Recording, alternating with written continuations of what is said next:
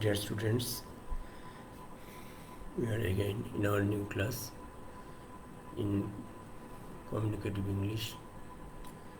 In our previous class,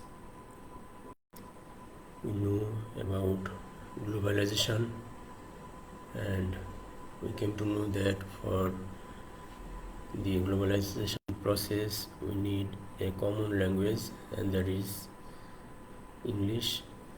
And English has achieved the prestige of being the common language for globalization process. And today we learn a new topic regarding writing paragraphs.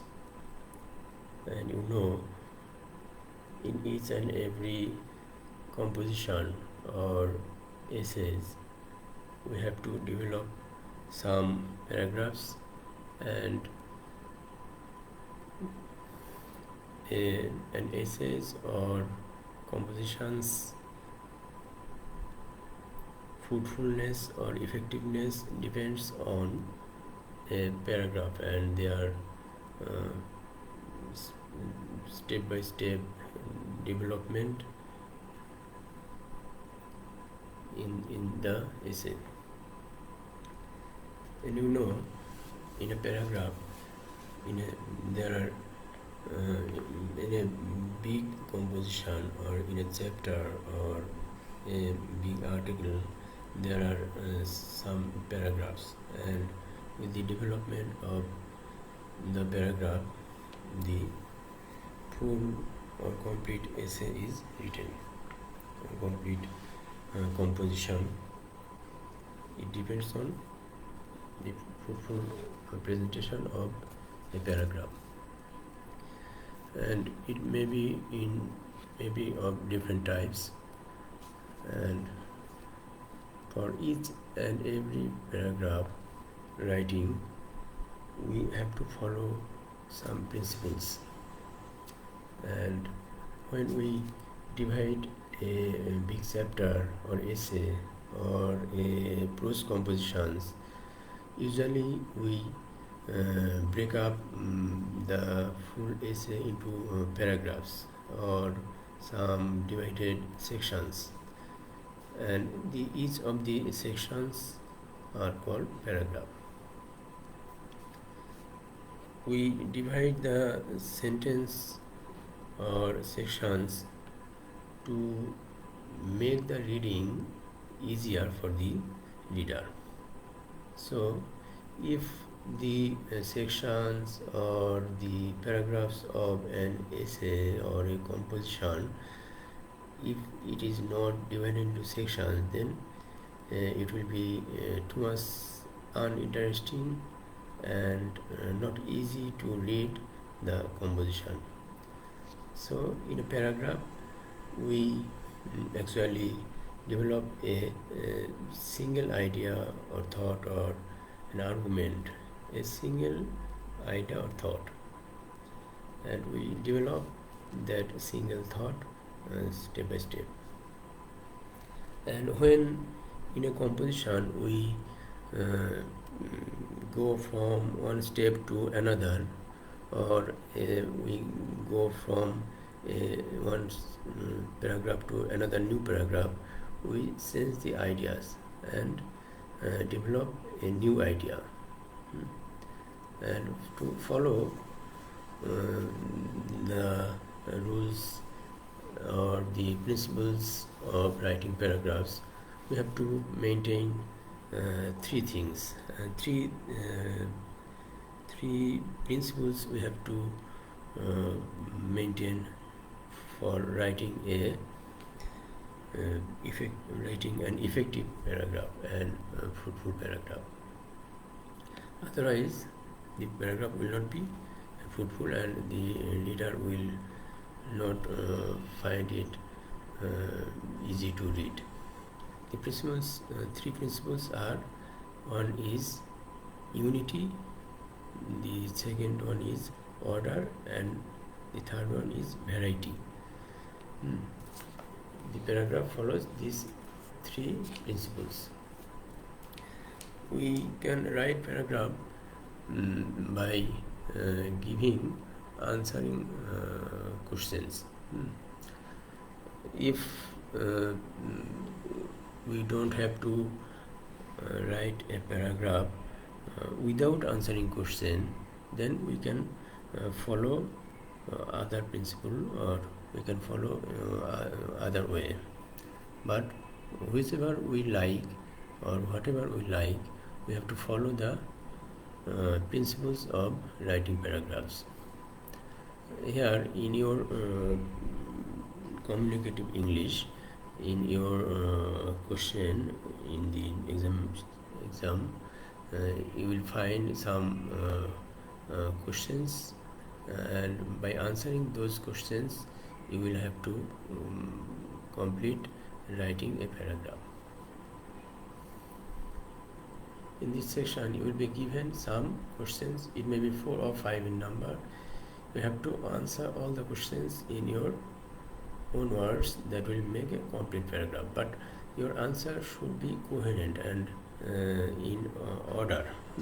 Otherwise the paragraph and the sentence, if the sentence are scattered and not arranged orderly, then it will not be a good paragraph. So your answer should be in a coherent way, and the answer should be in coherent and orderly, in an order.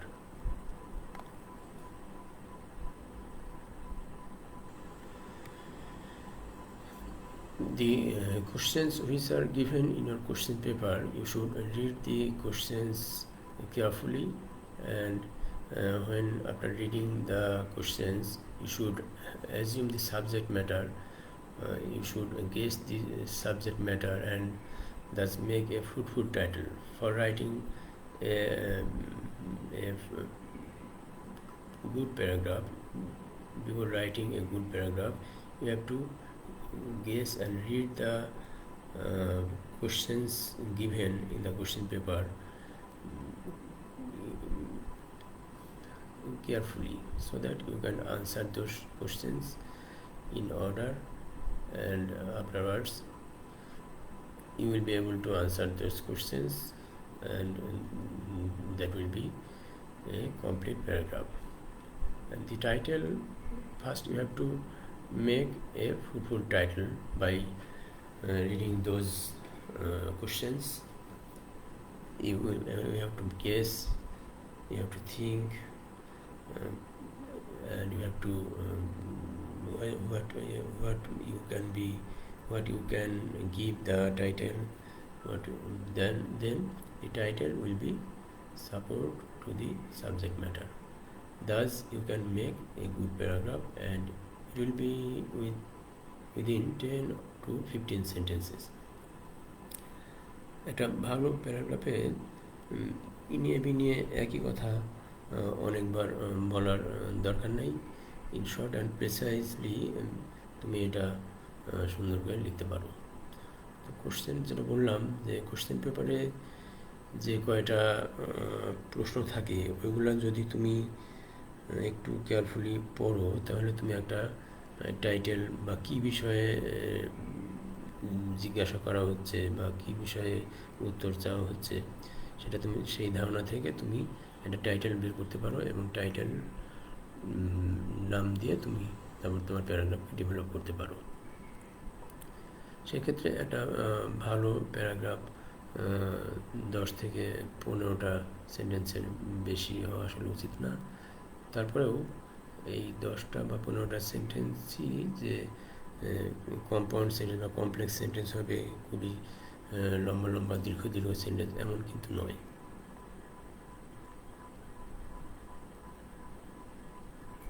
এখানে দেখো যে একটা প্যারাগ্রাফের নমুনা প্রশ্ন থেকে তুমি ধারণা করতে পারবে।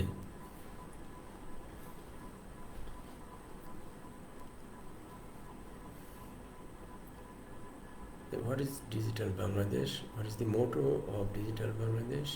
What are the benefits of Digital Bangladesh? And what are the ways of making Digital Bangladesh?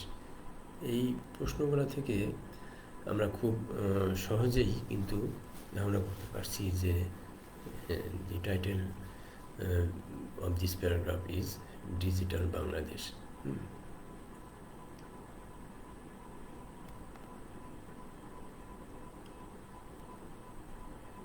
যে বিষয় প্যারাগ্রাফ লিখতে বলা হয় হোক না কেন, তোমাদের জন্য সচরাচর এই প্রশ্ন আকারেই আসে। এখানে প্রশ্নের সংখ্যা 4টা বা 5টা এরকম হতে পারে, কিন্তু প্রশ্নের উত্তরের মাধ্যমেই তোমাকে উত্তরগুলা কমপ্লিট প্যারাগ্রাফ লিখতে হবে।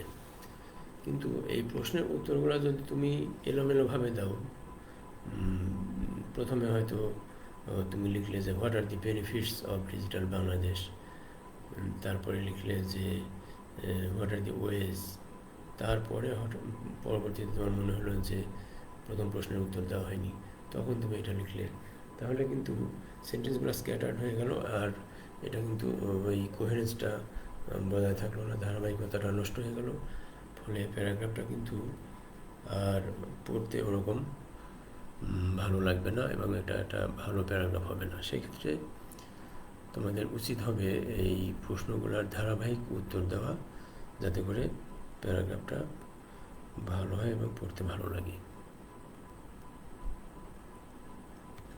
আমরা যেটা দেখলাম যে reading the above questions we can imagine or we can guess that will be the subject matter. What will be the subject matter? কি যে বিষয়বস্তু সম্বন্ধে প্রশ্ন করা হয়েছে, কি বিষয়ে, আমরা কিন্তু ধারণা করতে পারছি।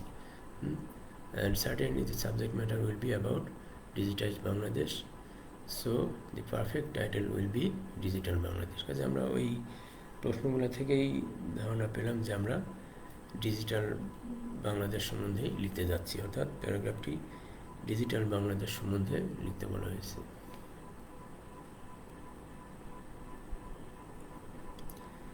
কিন্তু যেটা বললাম প্রথমে, যে তুমি যখন একটা প্যারাগ্রাফের একটা আইডিয়াকে ডেভেলপ করবে, অর্থাৎ একটা টাইটেল যেটা আইডিয়া বা মূল থিম বা থট বা তোমার মূল যে আর্গুমেন্ট, এটাকে যখন তুমি ডেভেলপ করবে, তোমার কিন্তু এই 3 principles you have to follow, যেটা বললাম যে ইউনিটি, অর্ডার আর ভ্যারাইটি, এই 3টা প্রিন্সিপলকে তোমার ফলো করতে হবে, 3টা নিয়মকে।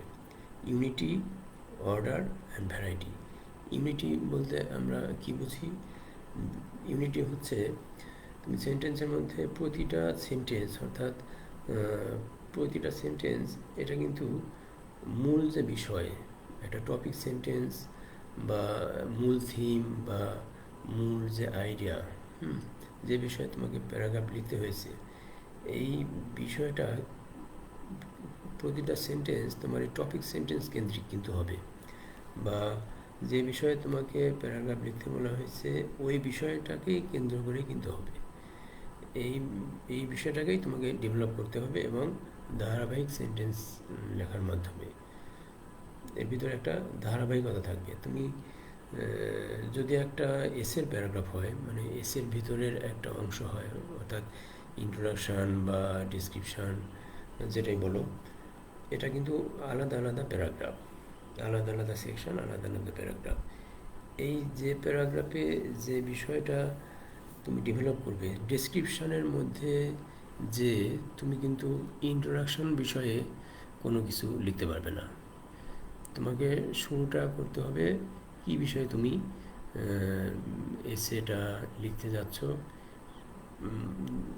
That is the topic sentence. এই টপিক সেন্টেন্স দিয়েই কিন্তু তোমাকে শুরু করতে হবে, আর পরবর্তী সেন্টেন্সগুলোই হবে এই টপিক সেন্টেন্সের সাপোর্টিং সেন্টেন্স, অর্থাৎ টপিক সেন্টেন্সকে এলাবোরেট করার জন্য, ভালোভাবে এক্সপ্লেন করার জন্য, বা ওই বিষয়ে আরও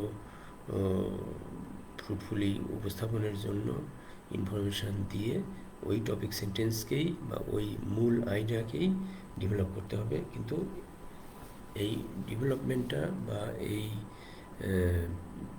সেন্টেন্সগুলোর বিস্তৃতিটা অবশ্যই টপিক সেন্টেন্স কেন্দ্রিক হবে, অর্থাৎ একটা বিষয়কেই, একটা আইডিয়াকেই আমরা এলাবোরেট করব বা ডেভেলপ করব। এই বিষয়টাই হচ্ছে ইউনিটি। আর এই ইউনিটির পরে যে মূল বিষয়টা আসবে সেটা হচ্ছে অর্ডার। যে সেন্টেন্সগুলো আমরা লিখব, মানে ওই টপিক সেন্টেন্স ডেভেলপমেন্টের জন্য বা এলাবোরেশনের জন্য আমরা যে সেন্টেন্সগুলো লিখবো সেটা অবশ্যই ইন অর্ডার হতে হবে। স্ক্যাটার্ড হলে কিন্তু হবে না। The sentence should be closely connected with each other. প্রত্যেকটা সেন্টেন্স একটা একটার সঙ্গে কিন্তু ক্লোজলি লিঙ্কড অ্যান্ড কানেক্টেড হতে হবে। সেক্ষেত্রে ওই যে মূল টপিকটা বলা হয়েছে বা মূল বিষয়টা বা মূল থিম বা মূল আইডিয়াটা বলা হয়েছে, ওইটার দিকেই খেয়াল রাখতে হবে। আর একটা জিনিস লক্ষণীয় যে আমরা যখন ভালো একটা প্যারাগ্রাফ লিখতে যাব তখন আমাদের একটা ভেরিয়েশন থাকতে হবে। কিন্তু আমরা যখন উপস্থাপন করব, বিশেষ করে এটা শুধু প্যারাগ্রাফ রাইটিংয়ের ক্ষেত্রে নয়, আমরা যদি বড় একটা এসে বা কোনো বিষয়ে একটা আর্টিকেল বা কোনো বিষয়ে একটা প্রোজ কম্পোজিশন লিখতে বলা হয়েছে বড় বা এরকম, সেক্ষেত্রে এই প্রোজ কম্পোজিশন বা আর্টিকেল বা এসে লিখতে যে আমরা যে প্যারাগ্রাফগুলো লিখব, অর্থাৎ বেশ কয়েকটা প্যারাগ্রাফের সমন্বয়েই কিন্তু একটা বড় এসে বা একটা বড় প্রবন্ধ বা কম্পোজিশন বা আর্টিকেল হবে। সেক্ষেত্রে এই প্রত্যেকটা প্যারাগ্রাফ মানে এসের মধ্যেকার বা সেই প্রবন্ধ এর মধ্যেকার প্রত্যেকটা প্যারাগ্রাফের মধ্যে কিন্তু উপস্থাপনের ভিতরে একটু ভিন্নতা থাকতে হবে, মানে ভ্যারিয়েশন বা ভ্যারাইটি থাকতে হবে। কিন্তু সেন্টেন্সের কনস্ট্রাকশন বা এই ডেভেলপমেন্ট এগুলো কিন্তু থাকতে হবে। তাছাড়া কিন্তু এটা মোনোটোনাস হয়ে যাবে, মানে একই ধরনের সেন্টেন্স বা একই ধরনের সেন্টেন্সের স্ট্রাকচার বা একই রকম উপস্থাপন যদি হয়, সেক্ষেত্রে কিন্তু এই বড় এসেটা পড়তে একঘেয়েমি লেগে যেতে পারে, যে কারণে উপস্থাপনের সময় অবশ্যই ভেরিয়েশন থাকতে হবে বা ভ্যারাইটিস অফ এক্সপ্রেশন থাকতে হবে। তাহলে আমরা মূল তিনটা বিষয়ে যেটা খেয়াল রাখতে বললাম প্যারাগ্রাফ লেখার সময়, তিনটে বিষয় কি? প্রথমত ইউনিটি, দ্বিতীয়ত অর্ডার বা লজিক্যাল সিকোয়েন্স বা development of order, development of or arrangement of the sentences. আর তৃতীয় হচ্ছে ভ্যারাইটি। ইউনিটি, অর্ডার আর ভ্যারাইটি, এই তিনটা বিষয়ে লক্ষ্য রেখেই আমরা একটা বিষয়ে প্যারাগ্রাফ লিখব ইনশাআল্লাহ। এখানে দেখো, তুমি এই প্রশ্নগুলো পড়লেই ধারণা পাবে যে what may be the title of the paragraph, what does load shedding mean, what are the causes of it. Load shedding বলতে কি বুঝো বা এর কারণটা কি, what are the bad effects of load shedding, আর এটার ব্যাড ইফেক্টগুলো কী কী কী কী বিপর্যয়ের সম্মুখীন হতে হয় লোডশেডিং হলে, how can we prevent it, আর কীভাবে এটা দূর করা সম্ভব। এই প্রশ্ন থেকে আমরা কিন্তু বুঝতে পারছি যে আমাদেরকে এই লোডশেডিং বিষয়ে প্যারাগ্রাফ লিখতে বলা হয়েছে। অতএব title of this paragraph will be load shedding. এইভাবে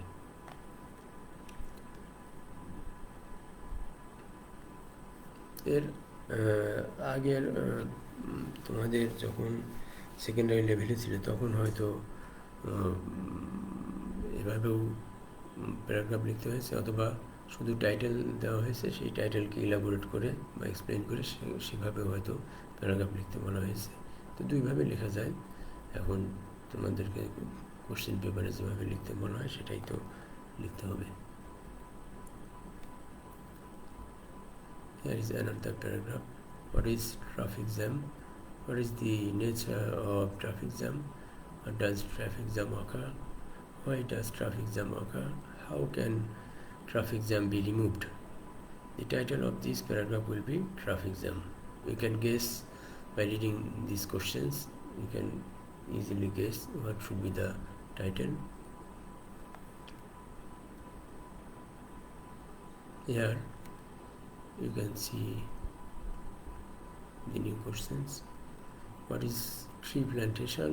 How do trees help us? How do we destroy trees? Why should we plant trees? By reading these questions, you can guess that the topic or the title of the paragraph should be tree plantation. You are asked to answer these questions, but if you answer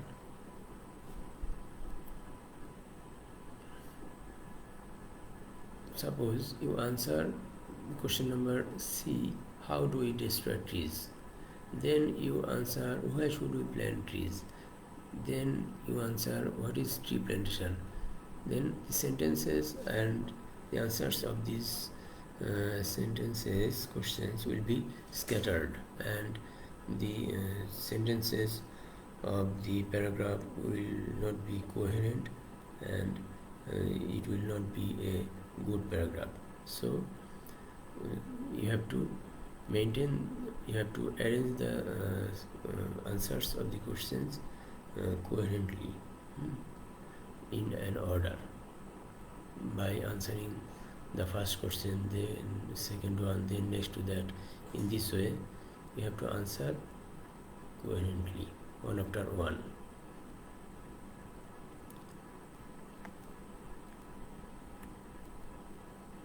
Here is a new paragraph. What is computer? What kind of invention is it? How much it is important in our life? In how many ways does it benefit us?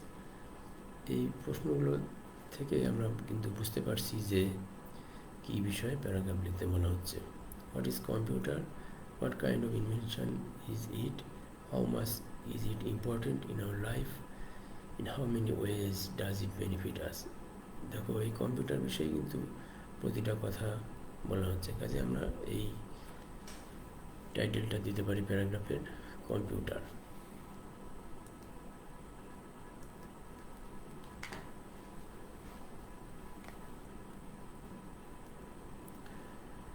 এখানে দেখো,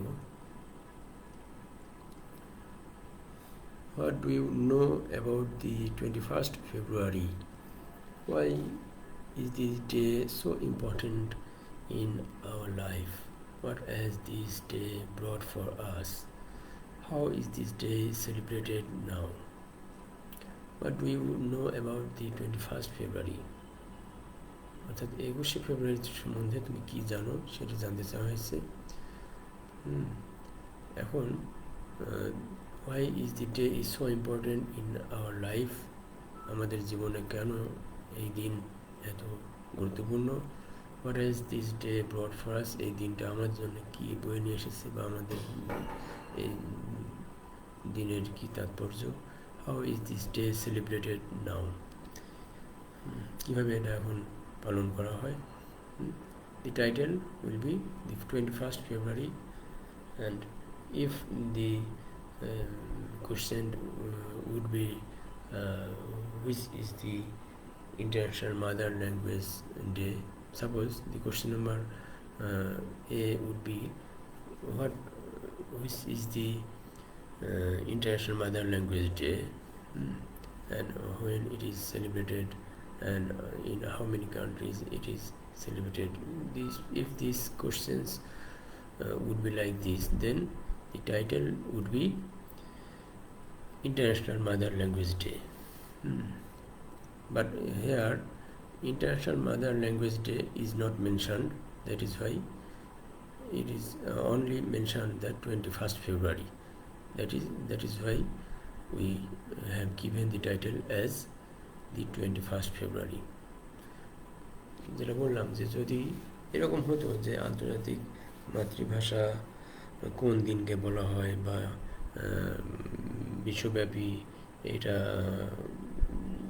কবে celebrate করা হয় বা কবে observe করা হয়, সেক্ষেত্রে এই আন্তর্জাতিক মাতৃভাষার গুরুত্ব বা তাৎপর্য কী।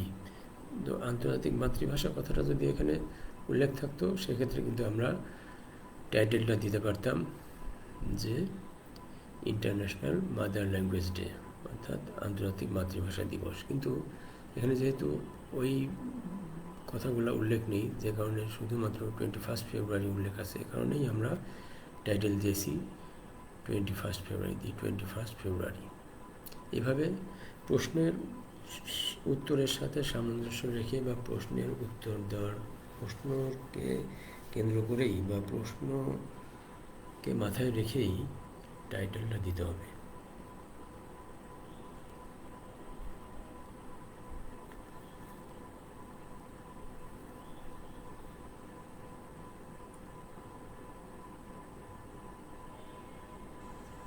এখানে দেখো কয়েকটা প্রশ্ন। What is your mother like, or what does your mother like? How old is she? How does she feel for you? How does she spend her pastime? How does she spend her pastime? এখানে দেখো তোমার মা সম্বন্ধে বলা হয়েছে, তিনি তোমাকে কেমন ভালোবাসেন, তারপরে তার বয়স কত, তার তোমার প্রতি তার অনুভূতি কেমন, এইসব বিষয়ে কিন্তু জানতে চাওয়া হয়েছে। তিনি কীভাবে তার অবসর সময় ব্যয় করেন, সব কথা, সব বিষয়ই কিন্তু তোমার মার সম্বন্ধেই জানতে চাওয়া হয়েছে। কাজেই এই প্যারাগ্রাফের টাইটেল হবে ইয়োর মাদার।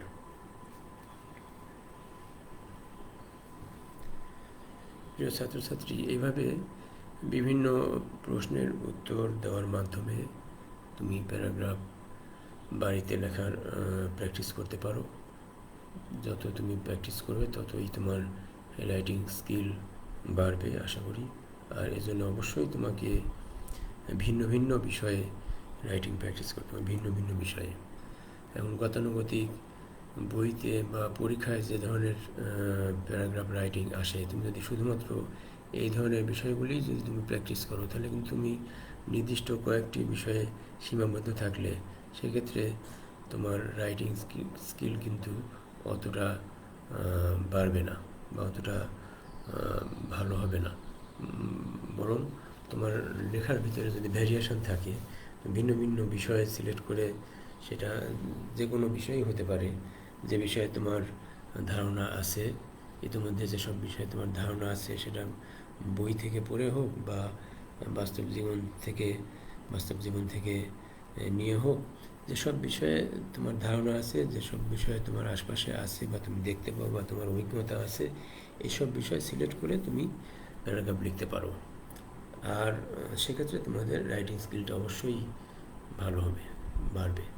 আর যদি তুমি গতানুগতিকভাবে এই পরীক্ষায় কোন ধরনের প্যারাগ্রাফ রাইটিং আসে বা কি এই সীমিত থাকো এই কয়েকটা বিষয়ের মধ্যে, সেক্ষেত্রে কিন্তু তোমাদের এই রাইটিং স্কিলটা তেমন একটা বাড়বে না। এই কারণেই তোমাকে বিভিন্ন বিষয়ে এই প্যারাগ্রাফ রাইটিং প্র্যাকটিস করতে হবে। সেক্ষেত্রে তুমি অবশ্যই ইন্টারনেটে বা নিউজ পেপারে বা বিভিন্ন জার্নাল থেকে তুমি বা সংবাদপত্রের এডিটোরিয়াল থেকে তুমি বিভিন্ন বিষয়ে জ্ঞান অর্জন করে পড়ে সেই ভিন্ন ভিন্ন বিষয়ে তুমি নিজে থেকে লেখার প্র্যাকটিস করতে পারো। এখানে দেখো আর একটা নতুন বিষয়, what is the most influential language of the present world. অর্থাৎ বর্তমান বিশ্বে সবচাইতে প্রভাব বিস্তারকারী ভাষা কোনটি, influential language. Who are the native speakers of English, why is it called an international language, what is the present position of English in Bangladesh? এই সব প্রশ্নগুলো পড়েই আমরা কিন্তু বুঝতে পারছি যে ইম্পর্টেন্স অফ ইংলিশ ল্যাঙ্গুয়েজ সম্বন্ধে বলা হচ্ছে। হ্যাঁ, ইম্পর্টেন্স অফ লার্নিং ইংলিশ, যেহেতু ইংলিশ ল্যাঙ্গুয়েজটা খুবই ইম্পর্টেন্ট। আমরা আমাদের গত ক্লাসে জানতে পেরেছি যে গ্লোবালাইজেশন প্রক্রিয়াটা ফলপ্রসূ হওয়ার জন্য এই ইংরেজি ল্যাঙ্গুয়েজটা খুবই দরকার সবার জন্যই। কারণ ওই গ্লোবালাইজেশন প্রক্রিয়াটা তো ধরো বিশ্বব্যাপী হচ্ছে একই সঙ্গে, যে কারণে প্রত্যেক দেশের মানুষকেই কিন্তু একটা কমন ল্যাঙ্গুয়েজ সিলেক্ট করতে হয়েছে, আর সেটাই হচ্ছে ইংরেজি। তো সেই কারণেই ইংরেজি কিন্তু সবার জন্যই জানা খুবই জরুরি। এই জন্য ইংরেজি কিন্তু খুবই ইনফ্লুয়েন্সিয়াল ল্যাঙ্গুয়েজ হয়ে গেছে বিশ্বব্যাপী। Who are the native speakers of English? Why is it called an international language? What is the present position of English in Bangladesh? এই প্রশ্নগুলোর উত্তরের মাধ্যমে আমরা ইম্পর্টেন্স অফ লার্নিং ইংলিশ এই বিষয়ে প্যারাগ্রাফ লিখতে পারি। তো প্রিয় ছাত্রছাত্রীবৃন্দ, আজকে আমরা বিভিন্ন বিষয়ে প্রশ্ন উত্তর দেওয়ার মাধ্যমে প্যারাগ্রাফ লেখার নিয়মকানুন সম্বন্ধে জানতে পারলাম। আগামী ক্লাসে আমরা অন্য একটা বিষয় নিয়ে উপস্থিত হব ইনশাআল্লাহ। আর তোমরা বাড়িতে এইসব বিষয়ে, যেগুলো বিষয় আজকে উপস্থাপন করা হলো, এইসব বিষয়ে এছাড়াও তোমরা নতুন নতুন বিষয়ে নিজেরা চেষ্টা করে প্যারাগ্রাফ লেখার দক্ষতাকে বাড়াবে। বিভিন্ন বিষয়ে প্যারাগ্রাফ লিখবে বাড়িতে, সহজ সহজ সেন্টেন্স গঠন করে, ছোটো ছোটো সহজ সহজ সেন্টেন্স গঠন করে প্যারাগ্রাফ লেখার প্র্যাকটিস করবে। আস্তে আস্তেই তাহলে তোমার এই লেখার দক্ষতা বাড়বে আশা করি। তো আজকে আর নয়, আগামী ক্লাসে দেখা হবে ইনশাআল্লাহ। ততক্ষণ পর্যন্ত সবাই ভালো থাকো, সুস্থ থাকো, এই কামনা করি। আল্লাহ হাফেজ।